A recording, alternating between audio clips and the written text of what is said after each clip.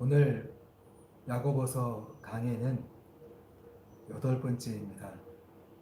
오늘이 마지막 시간입니다. 지난 이 야고보서의 이 말씀을 준비하면서 저는 개인적으로 굉장히 많은 그런 책망과 찔림을 받았던 그런 말씀이었던 것 같습니다. 마치 그런 아주 날카로운 칼처럼, 아주 예리한 칼처럼 저의 이런 병든 부분들을 또 들춰내고 또 도려내는 그런 시간이었던 것 같아요. 그래서 개인적으로는 굉장히 회개도 많이 했고 또 어떤 순간에는 통곡하는 그런 시간들도 있었습니다.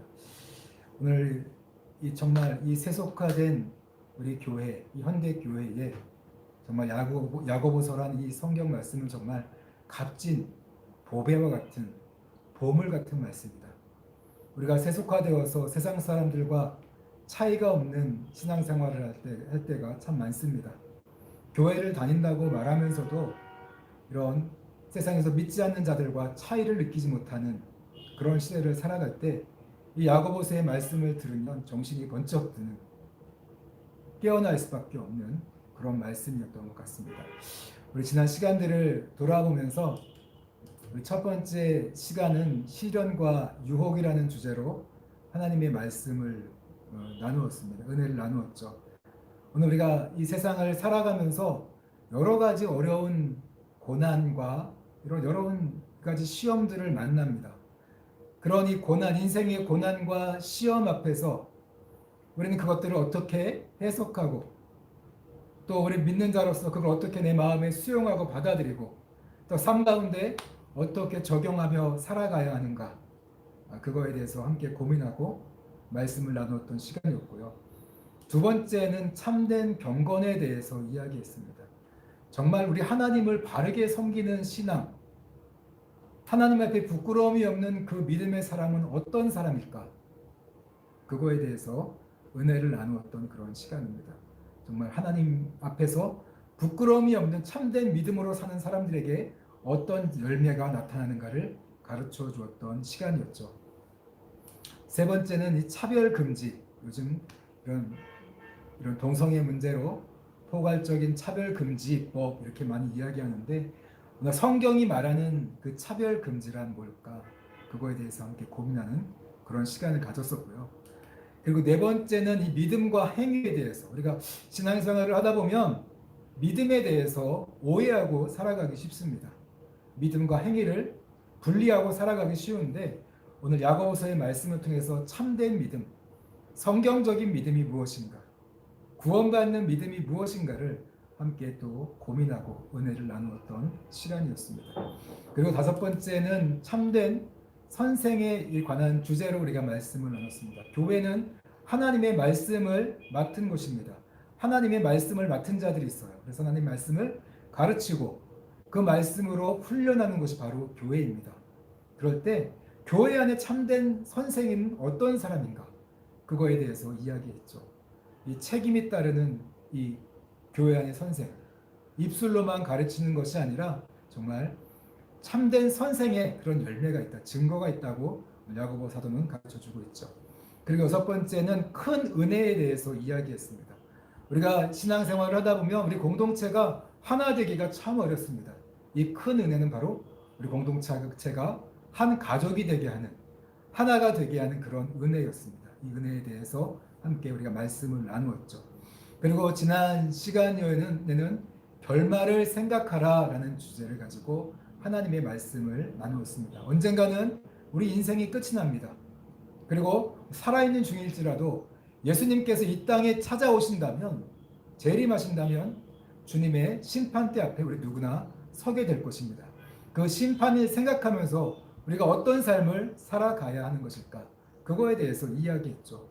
특별히 지난 시간에 이 말씀 가운데서는 부자를 책망했습니다. 부자가 세 가지 죄가 있었어요. 불의한 방법으로 재물을 얻었습니다. 재물을 모았죠. 불의한 방법으로 먹고 또 재물을 사용할 때도 사치와 향락을 위해서, 이 쾌락을 위해 썼기 때문에 오늘 심판을 당합니다. 또 한 가지는 이 재물을 가지고 자신의 힘, 권력을 쌓아서 힘없는 경건한 자들, 의인들을 핍박하는 죄를 지었죠. 그래서 세상은 이런 힘 있는 악인들이 힘없는 이런 의인들을 핍박하는 그런 세상입니다. 그런 세상 가운데서 우리 그리스도인은 어떤 삶을 살아야 되느냐 이야기하죠. 이런 선지자들의 고난을 본받아라. 의를 위해서 박해받는 삶을 살아가야 된다. 그럴 때 하늘에서의 상이 크다고 이야기하죠. 그리고 그뿐만이 아니라 이런 악인들의 핍박, 박해가 찾아올 때 욥의 고난을 생각하라고 이야기합니다. 욥은 의인이었지만 고난을 통해서 오히려 정금 같은 믿음으로 나왔죠. 우리를 성숙시키는, 우리의 믿음을 완전케 하는 그런 시간, 그런 기회로 삼으라는 거죠. 그렇게 이야기합니다. 그리고 오늘 이 본문은 마지막 말씀으로 야고보서 5장 12절에서 20절까지의 말씀입니다. 사랑으로라는 제목이에요. 우리 공동체가, 교회가, 오늘 가족 같은 이 공동체가 이 마지막 때를 살아가면서 어떤 삶을 살아가야 될까? 다가오는 핍박, 고난이 있습니다. 우리가 의인의 박해를 받아야 하고 또 이 고난을 통해서 우리 신앙이 정말 성숙해 가야 돼요. 더 정금 같은 믿음으로 나아가야 합니다. 그뿐만이 아니라 오늘 야고보서 5장 12절부터 20절까지의 말씀은요. 공동체에 관한 말씀입니다. 개인적인 신앙이 아니라 공동체가 이제 어떻게 살아가야 되는가. 자, 성경 말씀을 한번 살펴보겠습니다. 12절인데요. 같이 읽어보겠습니다. 시작. 내 형제들아 무엇보다 맹세하지 말지니 하늘로나 땅으로나 아무 다른 것으로도 맹세하지 말고 오직 너희가 그렇다고 생각하는 것은 그렇다 하고 아니라고 생각하는 것은 아니라 하여 정죄받음을 면하라. 오늘 이 말씀은요. 예수님께서 산상수훈을 통해서 말씀하셨죠. 맹세하지 마라. 이 왜 맹세하지 말라고 하셨을까요? 오늘 이 맹세하라는 이 단어는요. 원래 거룩한 대상을 굳게 잡다라는 뜻이에요. 내 말이 진짜다. 아니면 내가 약속을 반드시 지킬 것이라는 것을 상대방에게 설득하고 확신을 주기 위해서 거룩한 분을 하나님을 끌어들이는 거죠. 하나님 앞에서 이렇게 약속을 하는 거예요. 내 말이 진짜임을 상대방에게 확신시켜주기 위해서. 내가 약속을 지킬 거야. 반드시 지킬 거야. 하나님 앞에서 맹세해. 이렇게 하지만 실상은 어땠습니까? 왜 맹세하지 말라고 했을까요? 맹세를 해놓고도 안 지켰기 때문에 그렇겠죠. 오히려 이 맹세를 이용해서 거짓말을 하고 또 약속을 통해서 맹세해놓고 바꾸서 갚지 않고 지키지 않고 그런 일이 생기다 보면 결국 형제들 간에 이런 맹세가 남발하다 보면 신뢰가 깨집니다. 믿음이 깨지는 거죠. 형제들 간의 믿음이 깨지면 교회 안에서 공동체 간의 믿음이 깨지면 사랑의 관계가 형성이 될 수가 없어요. 그래서 맹세하지 말라는 거예요. 맹세함으로써 이런 신뢰를 깨트릴 뿐만 아니라 하나님의 이름을 끌어들임으로써 하나님의 이름을 욕되게 하는 죄까지 저지르는 거죠. 그렇기 때문에 오늘 이 마지막 때를 살아가면서 함부로 하나님의 이름을 끌어들여서 함부로 약속하거나 맹세하지 말라는 거예요. 지킬지도 모르는, 지키지 못하는 그런 맹세들, 그런 약속들을 하지 말라는 거죠. 오히려 신뢰감을 완전히 깨트리기 때문에 사랑으로 하나가 될 수가 없습니다.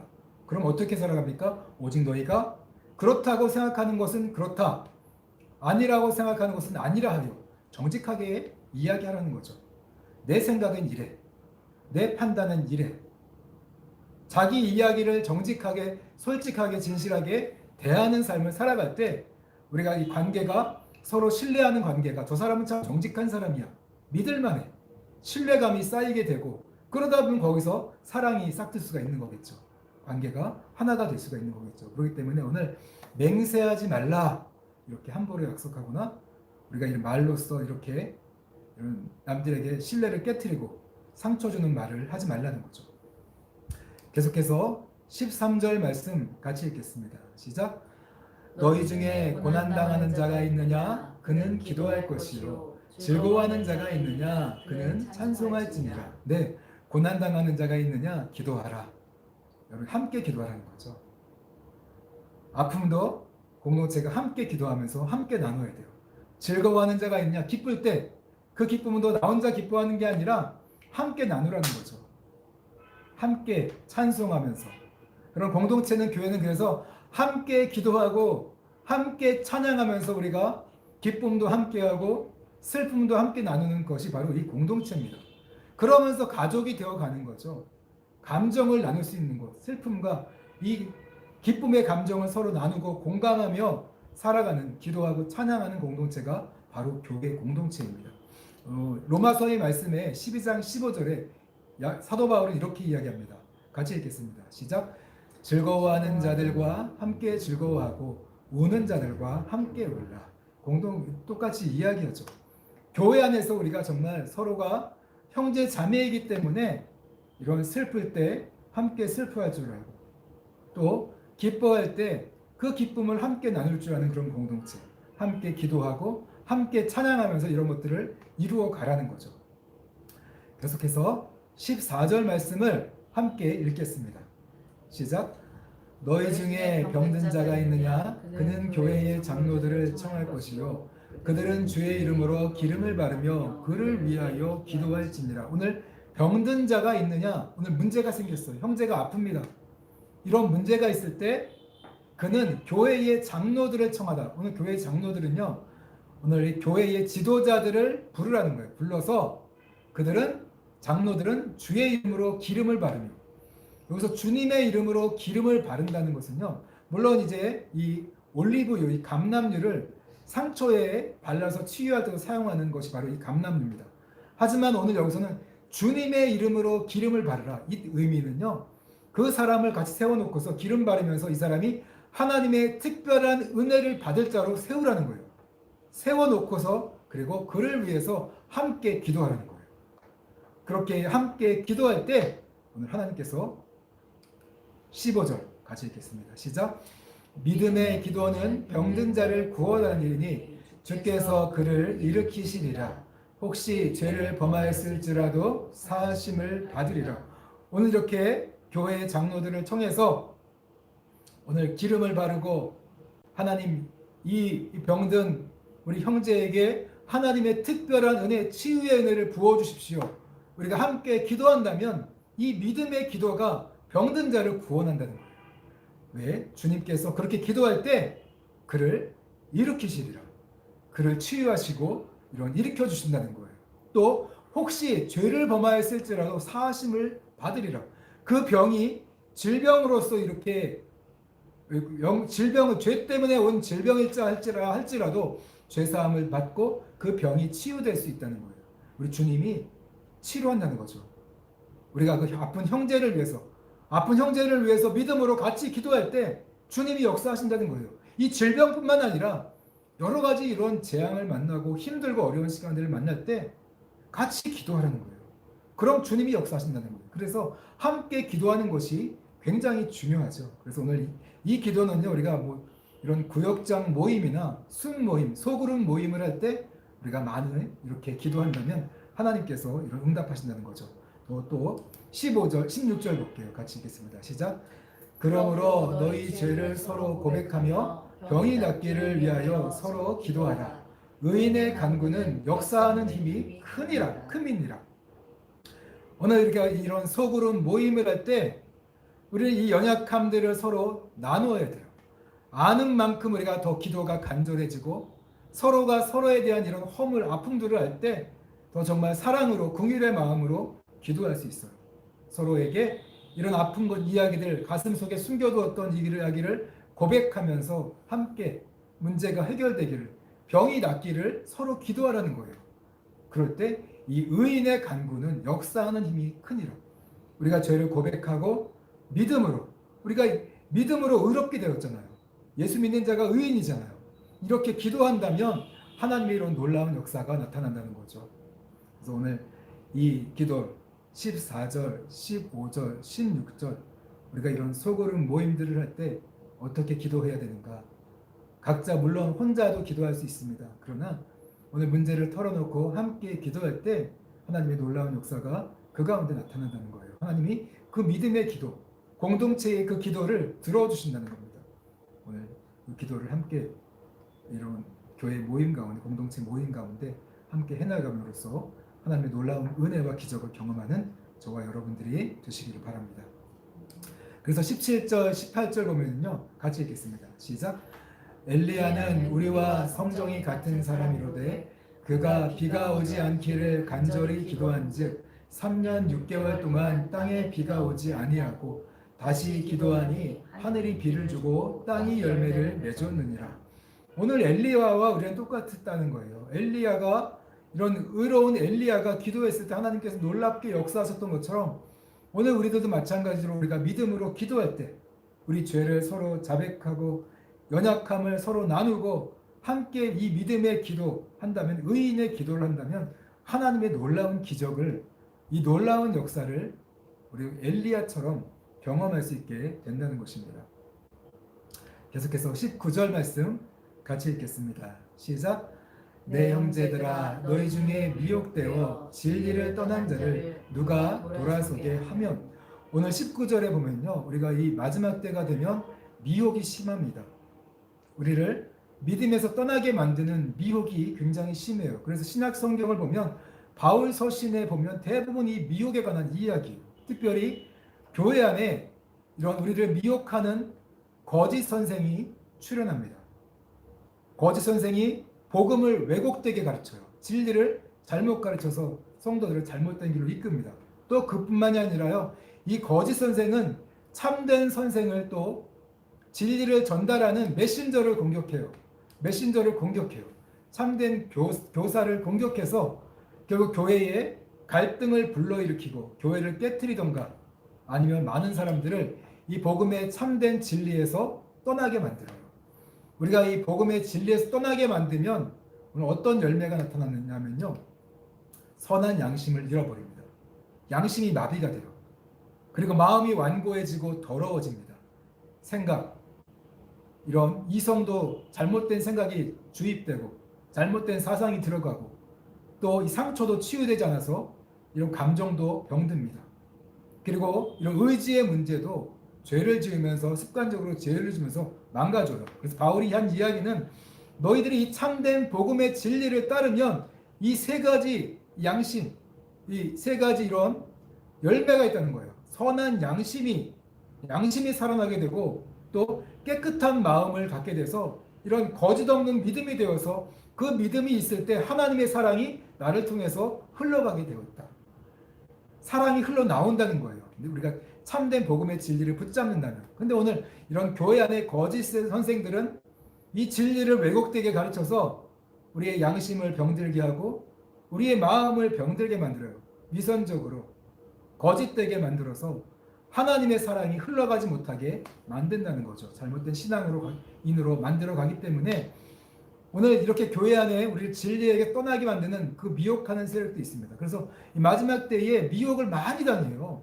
성도들이 정말 미혹을 많이 당합니다. 그랬을 때 우리가 어떻게 합니까?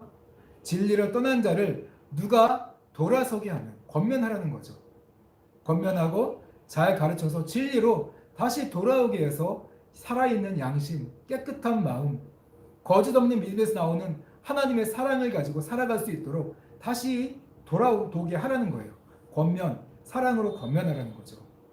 그럴 때 20절 같이 읽겠습니다. 시작.